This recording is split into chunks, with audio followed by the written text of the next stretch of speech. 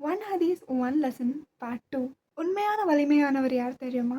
நிறைய பேர் என்ன நினைப்பாங்க, உடம்புல பலம் இருந்தா, சண்டையில் ஜெயிச்சா, மற்றவங்கள அடக்கிட்டா அவங்க தான் வலிமையானவங்க. ஆனால் நபிகள் நாயகம் ஸல்லல்லாஹு அலைஹி வஸல்லம் அவர்கள் வேற மாதிரி சொல்றாங்க.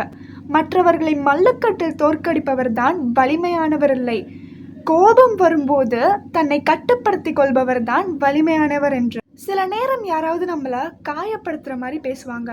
அந்த நேரத்துல கோபம் வருவது சாதாரணம். ஆனா உடனே கத்துறது, சண்டை போடுறது இதெல்லாம் வலிமை இல்லை.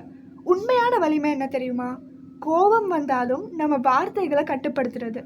அந்த நேரத்துல அல்லாஹ்வை நினைக்கிறது.